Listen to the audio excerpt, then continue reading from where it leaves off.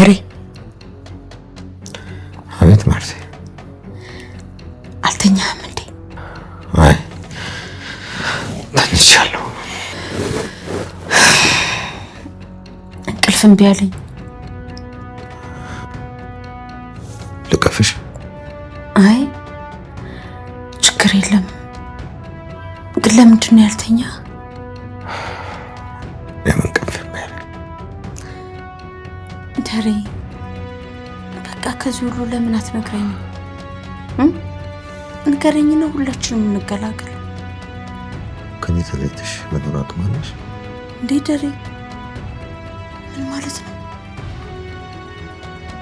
ልታገባ ነው እንዴ? ማለቴ ሌላ ወጣት ሴት ወልድ የምትችል ሌላ ሴት ልታገባ ነው? እንደሱ ማለት ነው እንደዚህ። ምክንያቱም የሰርጉ ዕለት ሁሉ ነገር ትቼ መጥቼ ሰተቴን አርማ ደሬ ግድ የለህም።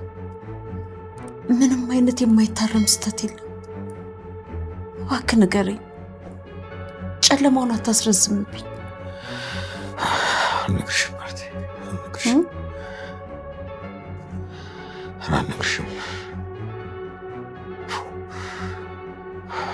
ደሬ እባክህ በጭራሽ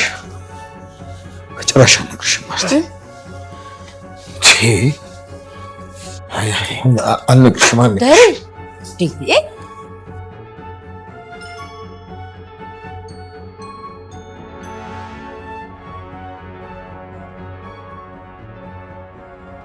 ደረጀና ማርታ ከተጋቡ አንስቶ ባላቸው ፍቅርና መተሳሰብ በደስታ የተሞላው ቤተሰባቸው ቀስ በቀስ በፈተናዎች መብዛትና መደራረብ ጭንቀት መንገጫገጭ ገጥሞታል። ደረጀ ከዓመታት በፊት የሰራውን ስህተት ለማረም ትክክለኛውን ጊዜና ሰዓት እየጠበቀ ባለበትም ያልጠበቀውና ያላሰበውን ሌላኛውን ስህተቱን በድጋሚ በስካር ሳያውቅ እንደሰራ ያወቀው ከረጅም ዓመታት በፊት በስካር በተፈጠረ ግንኙነት ዳጣን ከሰራተኛቸው ሰላም የወለደው ደረጀ ያም አልበቃ ብሎ አሁን ላይ ሰላም ያረገዘችው ልጅም የእሱ እንደሆነ ከረፈደ አውቋል። በታማኟ ሚስቱ ማርታ ላይ ሄዶ ሁለት ልጅ በመውለዱ ምክንያት እንቅልፍ ሳቁም ጠፍቶ እሱ ተጨንቆ ሚስቱን እንዲሁም ሙሉ ቤተሰቡን ማስጨነቅ ከጀመረም ሰነባብቷል። የደረጀ ያልተለመደው ባህሪና ሁኔታው በቀላሉ ያስተዋለችው ማርታም ያለ ልማዷ ባሏን በተለያየ ነገር መጠርጠር ጀምራል። በቀጣይ ምን የሚፈጠር ይመስላችኋል? ደረጀ በምን አይነትስ መንገድ ይህንን ጉድ መገላገል ይችላል? ሀሳብ እንዲሁም ማስተያየታችሁን ኮመንት ላይ ጻፉልን። አቢጌል ያንን በአደራ የተቀመጠ ደብዳቤ እንዳነበበችው ደረጀ አውቆ እዛ ክፍል ውስጥ አስገብቶ ከቆለፈባት በኋላ ነፃነታቸውን ያገኙት ዳጣና ናታን ግቢያቸው ውስጥ በነፃነት ያለምንም ፍርሃት መገናኘት እንዲሁም ጥሩ የፍቅር ጊዜ ማሳለፍ ከጀመሩ ቆይተዋል። ናታን ሳሩ ላይ እግሩን ዘርግቶ ተቀምጦ ዳጣም ተኝታበት ማውራት ይጀምራል። እሷም ትቀጥልና እማዬ ግን ስለ ኤቢ ምን አለ ብላ ስትጠይቀው ናታንም እማዬ እኮ ራሷን አሟት አባዬ ይዛት ወደ ሆስፒታል ሄዷል እና ደግሞ ዝም ብዬ ሳስበው ኤቢ የእነማዬ ልጅ አትመስልም። ምኗም እኮ እነማዬን አይመስልም። የምሬን ነው ዳጣ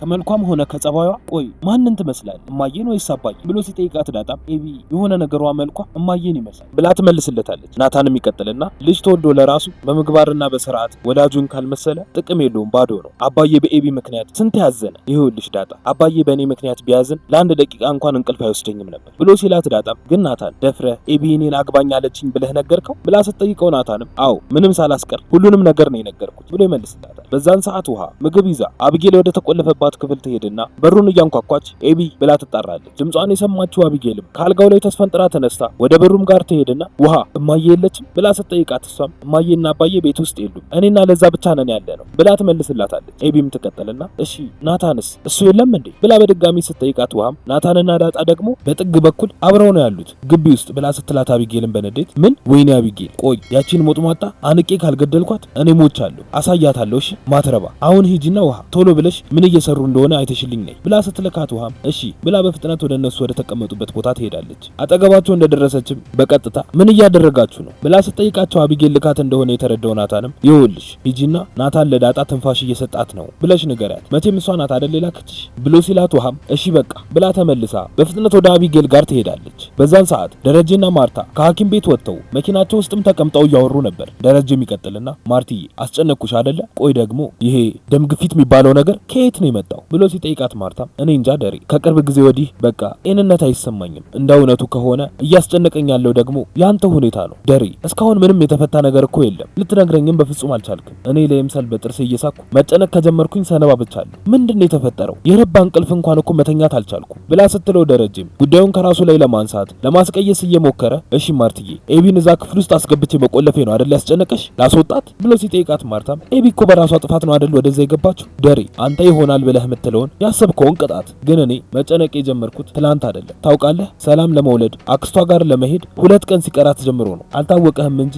ያኔ ነው የተቀየርከው የኔም ጭንቀት የጀመረው የዛኔ ነው ነገር ግን ጤናዬን በዚህ ልክ ሊጎዳው ይችላል ብዬ በፍጹም አላሰብኩም ነበር ብላ ስትለው ደረጀም ይኸውልሽ ማርቲ ዶክተሮች ጭንቀቷን መቀነስ መቻል አለባት ብለዋል አንቺ ለልጆችሽ ስትይ ደህና መሆን መቻል አለብሽ አድጋ ያላደገች ደህና ሆነችም ስትባል የሚብስባት ልጅ አለች ማርቲዬ ለነሱ ሲባል አንቺ ደህና መሆን መቻል አለብሽ ብሎ ሲላት ማርታም ትቀጥልና ግን እኮ ችግሮቻችን አልተፈቱም አንተም ብትሆን ምንም ነገር ልትነግረኝ ፍቃደኛ አይደለህም ማታ ተዘጋጂ ጠንክሪ አልከኝ ይሄው እሺ ተዘጋጅቼ ጠንክሬያለሁ ምንድነው ንገረኝ ካልነገርከኝ መታመሜን መጨነቄም አይቀርም ግድ የለህም ንገረኝ ብላ ስትለው ደረጀም እሺ ማርቲ እነግርሻለሁ ግን 2 ወይም 3 ቀን ብቻ ስጪ ብሎ ይላታል በዛን ሰዓት ውሃ ኤቢ የተዘጋባት ክፍል ጋር ሄዳ ለሷ ብላ አምጥታ የነበረውን ምግብ እየበላችሁ ነበር ቀጥላም አንቺ ኤቢ ምግቡን እየበላሁት ነው እሺ ብላ ስትላት ኤቢ እሺ ውሃ ችግር የለው ግን አየሻቸው ምን እየሰሩ ነው ብላ ስትጠይቃት ውሃም አዎ አይቻቸዋለሁ ናታን ማለት ነው ለዳጣ ትንፋሽ እየሰጠዋት ነው ብሎሻል ብላ ስትነግራት ኤቢም እየተሳሳሙ እንደሆነ አስባ በንዴት ምን ወይኔ ኤቢ ጉድ ሰራችኝ አይደለ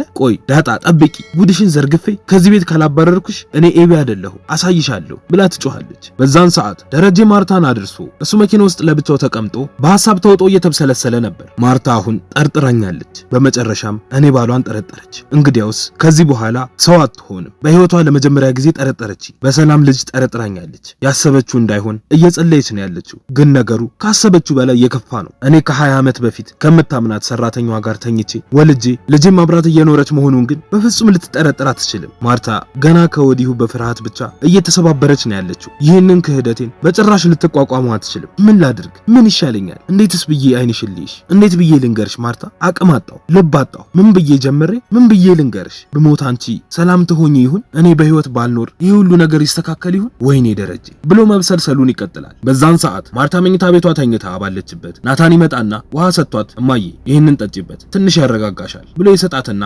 አጠገቧም ተቀምጦ ምን አለሽ አባዬ አወራችሁ ብሎ ሲጠይቃት ማርታ ምን ሊነግረኝ እንደሆነ እንጃ በጣም ተጨንቋል ከምታስበው በላይ ደሬ እኮ እንደዚህ ሲሆን አይቼው አላቅም ብረት ምንም ነገር የማይበግረው አለት ነበር አሁን ግን እኔ እንጃ በጣም ፈርቷል ለካ የሱ ጥንካሬ ነበር የኔ ድፍረት አሁን ላይ እሱ አቅም አጥቶ ሲብረከረክ የኔ ልብ ራደ እኔ እንጃ በቃ በጣም ፈርቻለሁ ናታን ጨንቆኛል እሱ ያልቻለውን እኔ በምን አቅሜ እችላለሁ ረጅም ዓመታችን ነው በደንብ እንተዋወቃለን እና ደግሞ ናታን እሱን ተወውና ኤቢ አስገድዳህ እያለ አንተ ግን በፍቃዴ ነው ብለህ እኔን በመዋሸትህ በጣም አዝኜብሃል ብላ ስትለው እሱም በጣም ይቅርታ ማዬ ብሏት ተነስቶ ክፍሉን ለቆ ይወጣል የዛኑ ቀን ማታም ደረጀ በሳህን ምግብ ይዞ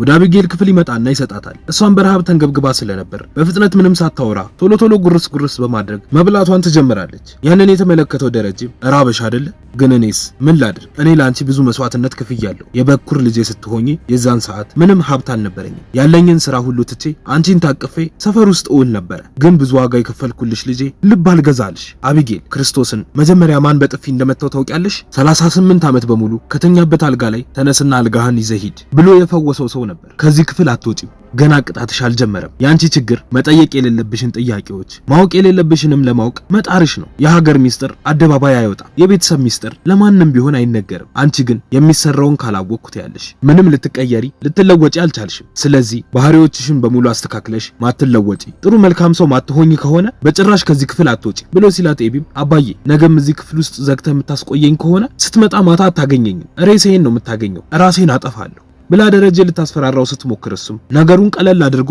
አረ እንደዛ ከሆነ ጥሩ ገመድ አለልሽ ላቀበልሽ እችላለሁ ብሏት ተነስቶ ጥሏት ይወጣል የዛን ቀን ሌሊትም ነው ደረጀና ማርታ ሁለቱም ተጨንቀው እንቅልፋቸውም ጠፍቶ ማርታም ሁሉንም ነገር በግልጽ እንዲነግራት ማውራትም እንዳለባቸው ስትጠይቀው እሱም በፍርሃት እንደማይነግራት እየጮኸ ተናግሮ መኝታ ክፍላቸውን ለቆ ይወጣው በቀጣይ ምን የሚፈጠር ይመስላችኋል ሐሳብ እንዲሁም አስተያየታችሁን ኮሜንት ላይ ጻፉልን